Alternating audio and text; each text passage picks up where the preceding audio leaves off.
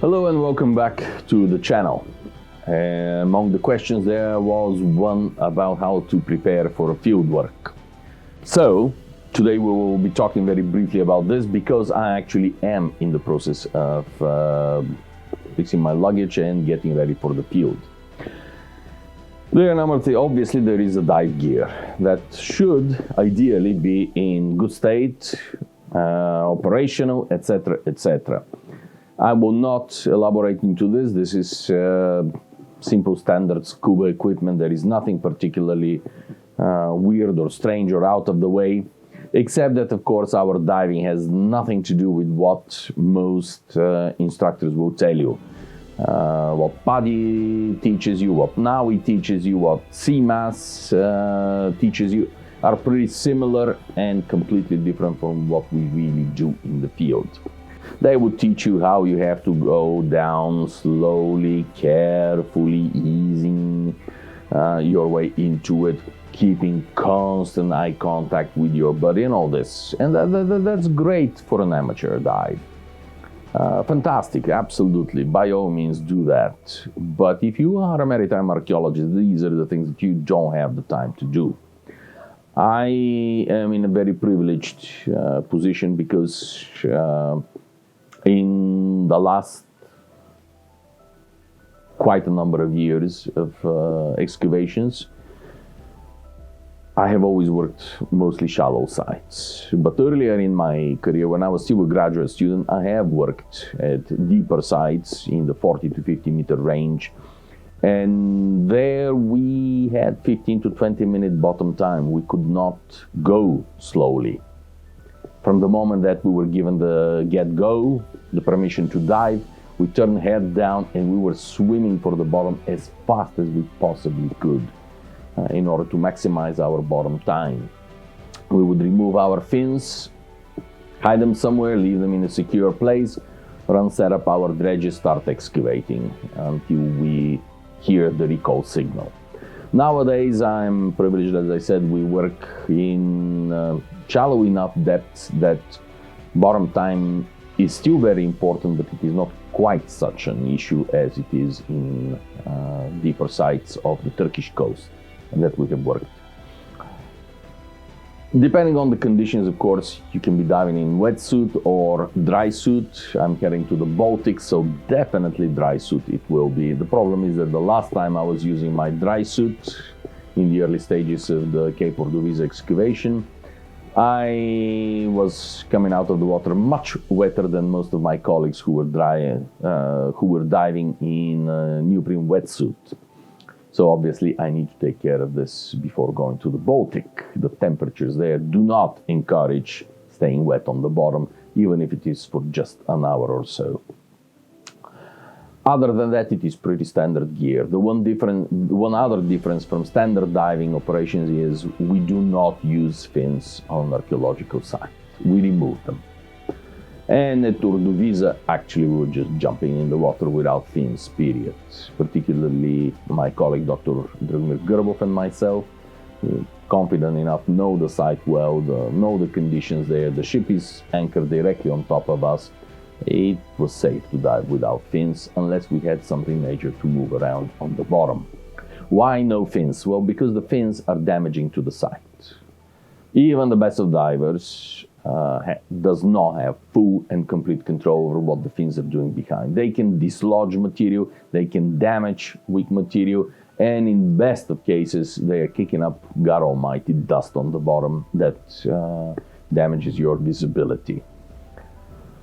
And visibility often enough is bad as it is, so you don't want to additionally stir it up. But mostly it is because of the damage you can cause to the site. So what other things are necessary? The goniometer. Well, I have already recorded a video about goniometer and how it works.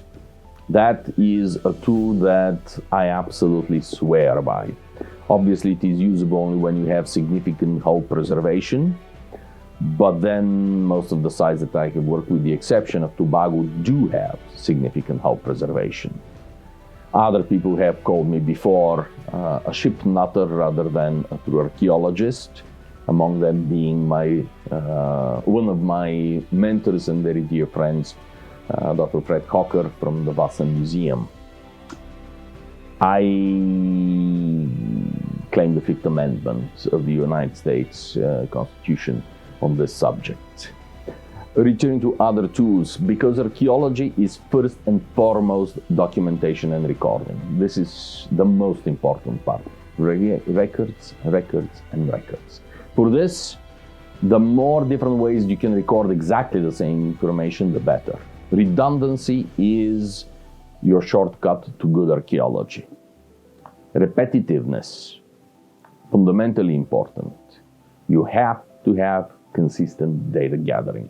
It is amazing how often, once the season is over, once you have refilled the site, closed it down for the winter, you have left the country, you are back home working through your data, you realize that this almighty important piece of information simply was not recorded or is recorded wrongly. That's why redundancy, 2, 3 ways of recording the same piece of information is absolutely the way to go. Photogrammetry is a helpful tool. I'll discuss it at another time, but it is by no means panacea. You miss quite a lot of information with it that otherwise, if you're doing it the manual way, with eye following the timbers, with your hand following the timbers, you would have caught the missing data. So, as I already mentioned, photogrammetry, obviously there are means of photo recording that are needed. We use a lot of GoPro. Pretty much any of the versions of GoPro does a pretty decent job. It is not high-end, high-quality photography, but it is giving you the data. And it is convenient to use. It is maneuverable, it is easy. Then there is higher-end, higher quality camera that you need. The camera can be, there are many different ways, from very high-end to low to medium levels. My setup, my gear is towards the lower end simply because of economic reasons. I didn't have the money to buy something more expensive.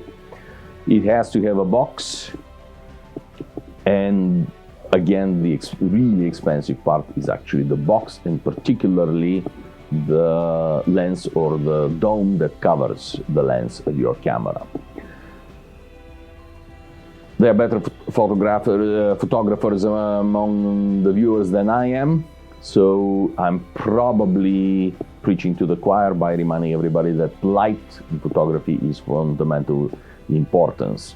You can get, especially in the Black Sea, at about 8 to 10 meters depth, you can still get enough light filtering down into the water to produce something recognizable, but the green tinge is very strong, so you do need lights.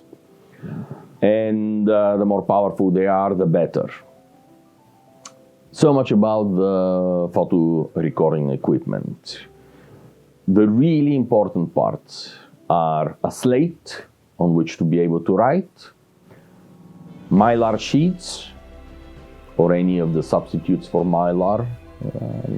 Duralax, for example, is another one that lately I have been using. Unfortunately, mylar is getting harder and harder to find, since even that tribe, the architects, have switched to purely computer drawings. The film industry has switched away from mylar to computer drawings, so it is getting hard to find. It is expensive. Luckily, a roll goes a long way. It is a brilliant way. Then pencils, simple twist pencils, big type, the orange with gray ends. They're brilliant for this sort of work. They're cheap. Yes, of course, they get destroyed and damaged fairly quickly, but they're cheap enough that you can afford to waste them. And finally, the two final but extremely important tools are fiberglass tape measure, soft tape measure, and plastic folding rulers.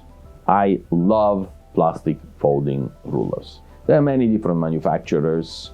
They are sold in 1 or 2 meter lengths.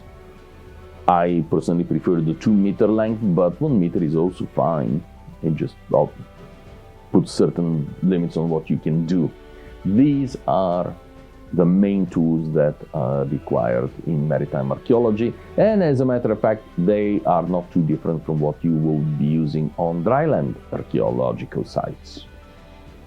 And with this, ladies and gentlemen, I'm back to fixing my luggage and getting ready to leave for another wonderful time in the field with brilliant colleagues and friends that I haven't seen in a few years. I'm so much looking forward to working with them again. And as to you, enjoy the view, enjoy the rest of your day, and eventually I will be talking to you again when I'm back. All the best. Thank you.